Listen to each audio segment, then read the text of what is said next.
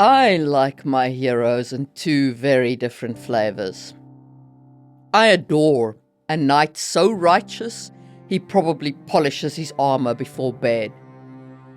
And I fall head over heels for a rogue so brooding he probably sleeps on a pile of bad decisions. In other words, the Paladin and the anti-hero are my favorite guys to read about. One stands for light, the other lives in shadow. But that doesn't matter to me. They both bask in my love, as long as they're well written. Good God, I wrote that in my script.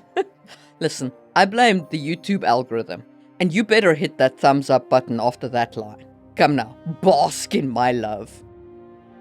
Anyway, that's what I want to talk about today. The archetype of the Paladin and the anti-hero, why they work, where they fail, and how to write them so that they bask in the love of the reader. Bask, I tell you. Welcome to another episode of Just in Time Worldbuilding with your host Marie Mullaney, where you can bask in my wisdom.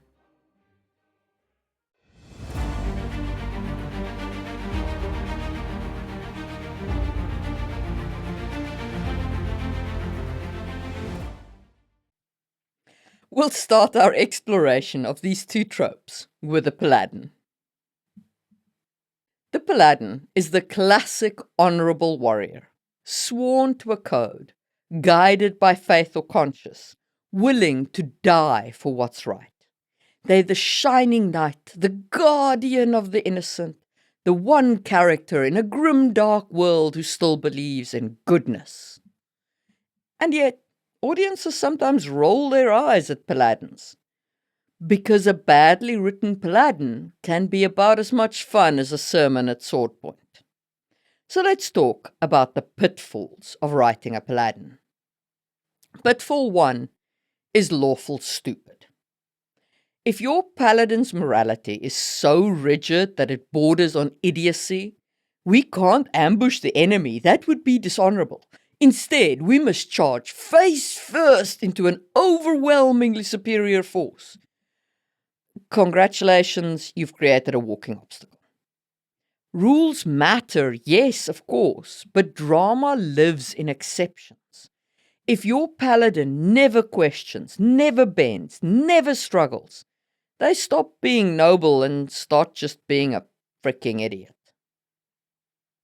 Pitfall 2 is preachy perfection.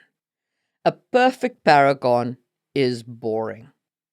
We admire virtue most when it costs something. So if your Paladin never doubts, never fails, never compromises, we stop believing in them. Real conviction is messy. It means temptation, fear, sometimes even hypocrisy. Let your Paladin wrestle with those. That's what makes them human. Pitfall 3, tone clash. Drop a gleaming knight into a morally grey story and they can stick out like a sore thumb. Which is fine, but it's bad if they feel like the author's moral mouthpiece. Your audience shouldn't feel lectured by your Paladin or any other character. Instead, use the contrast deliberately. The Paladin's light should reveal how dark the world is, not how dumb the character is or exactly what the author's moral code is. Okay, so that's a lot of yapping about what makes a Paladin fail. But I like to keep things positive even when I'm saying what makes things fail, so let's talk about 3 examples that prove my love for this particular trope. A great Paladin inspires not because they're flawless, but because they hold the line. Their strength is integrity under pressure. They remind readers that goodness doesn't have to be naive. It can be defiant. And my first example goes back to the 80s and Dragonlance. Do you know the tale of Sturm Brightblade? Settle in and let me tell you about my first love in the Paladin genre. and how he lived, and even more importantly, how he died. Sturm Brightblade is everything we think of when we picture a Paladin. A knight of Solamnia, sworn to honor, duty, and the ancient oath. Est solaris oth mythos, my honor is my life. He carries a battered sword, wears his father's dented armor, and walks through a cynical, broken world that mocks his ideals at every turn. Oh, and it's Sturm Brightblade, not Strum, though my heart strums for him, dish. I'm so funny today. I'm cracking myself up, I swear. I'm laughing on the inside. In Dragonlance, most knights have become corrupt. The order of knighthood is a shadow of what it once was, and the world has largely abandoned faith in the gods or goodness. Sturm refuses to change. He clings to his code, even when everyone else calls it futile. That's what makes him magnetic and tragic. He avoids the lawful stupid pitfall because his code isn't blind obedience, it's conscious choice. He knows his honor might kill him. He knows compromise would make his life easier. But he still refuses to surrender what makes him who he is. When he charges the enemy alone at the High Clerist's tower, when he faces the dragon by himself with only a dragon lance, it's not because he's stupid. It's because he believes that courage can rekindle faith in others. And it does. His death inspires the surviving knights to rally, and it drives the war forward. He also avoids preachy perfection because he doubts himself. Sturm spends most of the series painfully aware that he's not really a knight. Not officially. Not yet. He struggles with pride, guilt, and imposter syndrome. His faith costs him friendships, and his stubbornness isolates him. But that struggle is his humanity. His goodness hurts. And he avoids the tone clash because his story understands exactly what his virtue is for. In a cynical world, he is the last flicker of idealism, not the author's sermon, but the emotional contrast that makes everyone else's pragmatism look hollow. Sturm doesn't preach to the reader. He lives his convictions and then dies for them. When he falls, it isn't melodrama, it's meaning. His sacrifice isn't just noble, it redeems the Knights of Solamnia. It proves that honor, even in a corrupt world, still matters. That's why Sturm Brightblade works. He's not a Paladin because he's perfect. He's a Paladin because he believes when no one else does. His light doesn't blind the story, it illuminates it. Man, thinking about Sturm makes me all teary-eyed. Rip Sturm, you were the best of them. But if you're not ancient and steeped in the 80s fantasy, you might not even know who Sturm was. So let's talk about someone slightly newer. Steve Rogers, better known as Captain America. On paper, he really shouldn't work. A man literally draped in the flag. The ultimate Boy Scout. It sounds like a one-way ticket to cliche city. But Steve Rogers endures because he embodies conviction without arrogance. Steve avoids lawful stupid because his moral code isn't about following orders. It's about following his conscience, what he believes to be right and wrong. He doesn't obey authority blindly. He questions it constantly. In The Winter Soldier, when S.H.I.E.L.D. crosses the line into surveillance and control, Steve doesn't salute and march along. He tears the system down. That's not rebellion for rebellion's sake either. That's a man realizing that honor and obedience are not the same thing. Steve also avoids preachy perfection because his goodness costs him everything. His faith in what's right isolates him from friends, his government, even at times, even from time itself. He loses his team, his home, his era, his girlfriend. That loneliness makes him human. Steve doubts himself. He just refuses to stop trying. When he gets knocked down, he gets back up again. Not because the plot needs it, but because he can't do anything else. His courage is habit, not spectacle. And he avoids the tone clash because his idealism doesn't clash with modern storytelling. It challenges it. In a cinematic universe filled with morally grey billionaires and assassins, Captain America's light doesn't feel preachy. It feels refreshing. His integrity doesn't break the tone, it balances it. What makes him brilliant as the Paladin archetype is that he evolves without losing his core.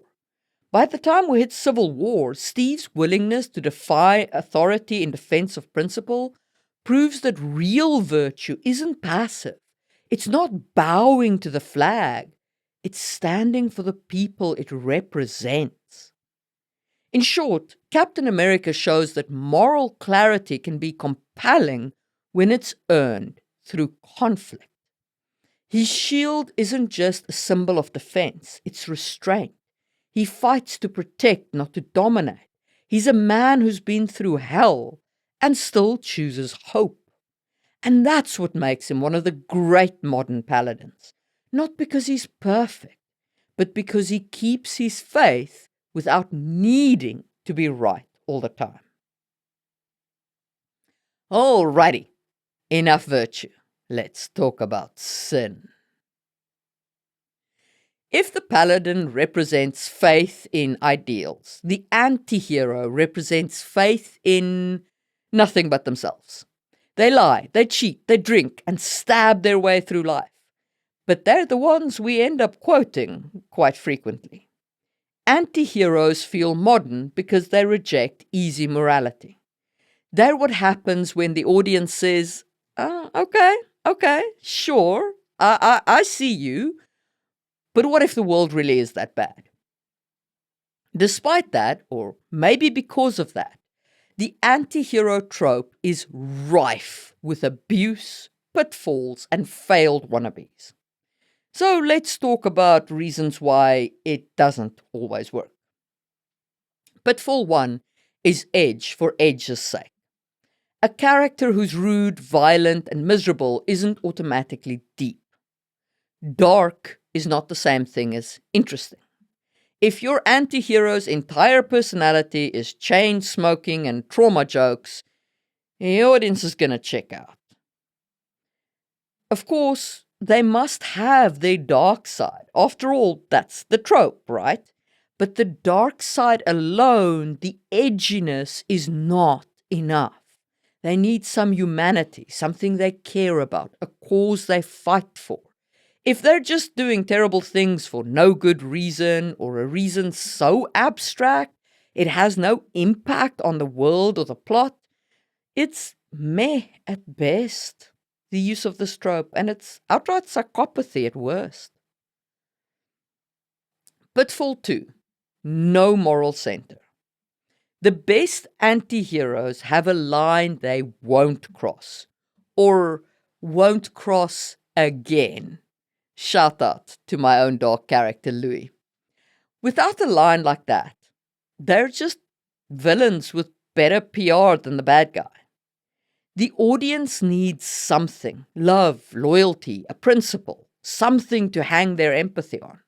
The anti-hero needs something to stop them from being outright over the line into villain territory. Now, I've got nothing against reading a story from a villain's perspective. But that's not an anti-hero. That's a villain. Pitfall 3. Endless misery, also known as all the fucking whining. A story that never lifts its head from the mud gets exhausting. If your anti-hero never changes, never faces consequences, never shows a flicker of hope, viewers get dark fatigue. If the anti-hero is forever, oh, misery is me, the audience will eventually say, well, off you go, mate, be miserable elsewhere. You need contrast. Darkness only matters when there's light to measure it against. Even an anti-hero needs some moments of joy, times when his life matters, moments he can hold close to his heart in the dark, or at least moments when the reader can laugh at the absurdity of it and the anti-hero laughs with them. Okay, so that's a lot of pitfalls. Before I tell you about my favorite anti-heroes, let me shout out my own anti-hero. I wrote a trilogy in 4 parts, because why not? An epic fantasy series called Sangwheel Chronicles, and the main character is Louis, who is an assassin. And he's not like a pretend assassin who's been trained but only kills bad guys. Louis has a body count, and a boss who doesn't care much about any whittle moral struggles that he might have. One of my reviews says it's like a medieval James Bond, but with magic. So if you're into anti-heroes and into epic fantasy, check out Sangwheel Chronicles on the links down below. Okay, now let's talk about my favorite anti-heroes that I didn't write. Anti-heroes let us explore what real morality costs. They do things we're not supposed to, and we watch, horrified and fascinated. They challenge our boundaries. They make us ask, would I do the same? And our first great example of an anti-hero is Royce Melbourne from Michael J. Sullivan's Rayara Revelations. He's the kind of anti-hero who'd pick your pocket and then risk his life to give it back if it meant saving his partner.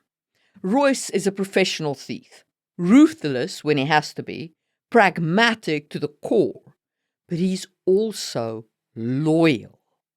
And that's what saves him from the edge for edge's sake trap. He's not dark for the fun of it. He's dark because that's the world he had to survive in. His violence and his cynicism have context. He's a man shaped by betrayal and hardship, not a walking trench coat containing 3 traumas. And crucially, he has Hadrian, the moral opposite, the idealist who keeps him tethered. That friendship gives Royce dimension. It's proof that even the darkest thief can still love, still trust, still be human. He also avoids pitfall 2, no moral center, because underneath all that cynicism, Royce has a line. He doesn't harm the innocent. He kills, yes, but not casually. When he crosses that line, it hurts him, and the reader feels that. That's what keeps us on his side. And he also avoids pitfall 3, endless misery, because Rayara isn't about nihilism. It's about hope rediscovered. Royce learns that trust isn't weakness, it's healing. He gets to laugh, he gets to love, which means the darkness never drowns the light. Royce works because he's a thief who steals our sympathy and makes us thank him for it. Okay, I hear you say, but what if the world really is that dark? Alright, fine. Let's talk about San Don Glokta from Joe Abercrombie's First Law trilogy. Once a dashing war hero, now a crippled torturer held together by pain, sarcasm, and pure spite. Glokta is the anti-hero distilled, bitter, brilliant, and broken. He should be irredeemable. He literally tortures people for a living, which makes him the second torturer I've read about. Can you name the other one? Drop it in the comments. Anyway, but Abercrombie makes Glokta fascinating because we understand him. He avoids pitfall 1, edge for edge's sake, because his cruelty isn't cool. It's horrifying. The story never romanticizes his violence. Instead, it forces us to sit with the irony that this maimed, suffering man inflicts the same suffering on others. It's like self-loathing made flesh. He even asks that question of himself, why he, who was tortured, would inflict such on others. And he never comes up with a good answer. He also avoids pitfall 2, no moral center, because twisted as he is, Glokta does have one. He doesn't torture for his own sake. He works toward the greater goal that he believes is worth the sacrifice. And he does show mercy when he can, though that usually is to his own detriment. And as for pitfall 3, endless misery, oh, look, Glokta's miserable, no doubt. But he's also funny. His wit is razor sharp. His internal monologue is biting and self-aware. That humor makes him bearable. The tragedy makes him unforgettable. His internal voice 100% makes that series. Glokta is not an anti-hero we aspire to be. He's the one we pity, we admire, and secretly fear might live inside us. I have one bonus anti-hero. Now, this episode is about male tropes, but hear me out. Sometimes a woman's fury is a terrifying thing. So an honorable mention in the anti-hero field goes to Baru Cormorant from Seth Dickinson, The Traitor, Baru Cormorant. Baru is what happens when an idealist becomes the monster she hates in the name of saving her people. She sells her soul piece by piece to destroy the empire from within. And she wins. But at what cost? She's the kind of anti-hero that makes you want to kind of scream at the page, "Stop! You've gone too far!" But she can't stop, because that's the price she's decided to pay. Baru is the proof that sometimes the road to hell really is paved with good intentions. Man, I love those books. Dark as they are. My heart to Baru. She basks in my love too. Anyway, anti-heroes like Royce, Glokta, and Baru show us the full spectrum of moral complexity. They remind us that morality isn't about purity. It's about the choices we make when purity is no longer possible. The Paladin and the anti-hero are really two sides of the coin. Both archetypes orbit the same idea. What does it mean to do the right thing? The Paladin believes in absolute truth. The anti-hero believes in survival and intent. And sometimes you can do a crossover of a broken Paladin, like Sandor Clegane, which is my hot take for this video. If Sturm Brightblade is the knight the world doesn't deserve, Sandor, from A Song of Ice and Fire, is the knight the world actually gets. He's crude, he's violent, he's soaked in other people's blood. But under all that scar tissue, there's a spark of the Paladin that could have been. And that's what makes him so compelling. He's the inverse of what his world sees as honorable, and yet he's among the best at actually being a good man. He's the man who's seen what honor costs and spat it out, and yet can't quite kill this part of himself that still believes in goodness. He avoids edge for edge's sake because his brutality has purpose. He's a survivor, not a sadist. Every cruel thing he does is filtered through the lens of a man who's been burned, literally and morally, by a world that worships false heroes. He avoids the no moral center because despite his cynicism, he's got one. He despises knights who hide behind oaths while committing atrocities. He protects Sansa Stark when he doesn't have to. He teaches Arya ugly lessons about survival, but he also shields her from worse. His actions scream what his mouth denies. He cares. And he avoids endless misery because he changes. Slowly, painfully, but he does. The hound who once mocked faith ends his story, in the books anyway, Digging graves for a monastery so far. Digging graves for a monastery, a small, very quiet redemption. It's not an absolution, but it is peace. And maybe Martin will even leave him there. We'll see. If he ever finishes the book. Anyway, Sandor is midpoint between the paladin and the anti-hero. He's what happens when conviction curdles into bitterness and then just barely starts to heal again. His journey tells us that goodness isn't about being pure. It's about getting back up after you've fallen and still trying to do one more decent thing before you die.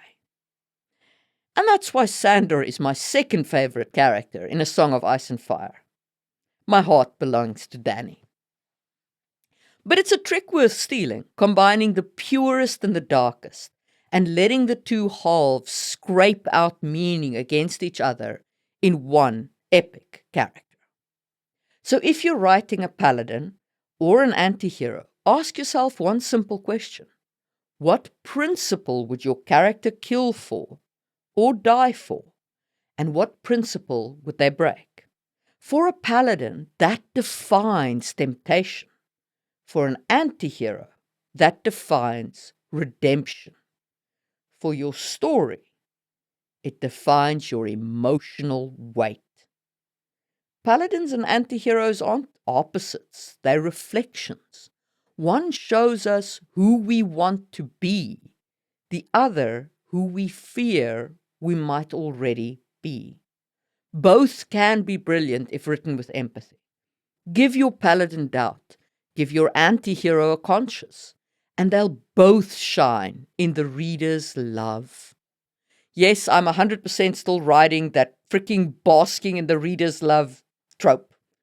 If you made it this far, drop a heart for the reader's love and its baskingness in the comments, and hit that thumbs up button. If you enjoyed this video, you'll probably like my video on different types of villains a story can have. It's on screen now. And as always, thank you to my channel members, the just-in-timers of the Stone tier, Tony Lamanna, Katie Kofi Mug, Epic Necromancer, Tony Lamanna, Katie Kofi Mug, Epic, Necromancer JM, A. Wallyard, Neil Buckley, and Laura Bones 79, along with everyone in the wood and straw tiers. Your support keeps this channel alive. Thanks for watching, and I'll see you soon for another episode of Just-in-Time World Building. Not the author's sermon.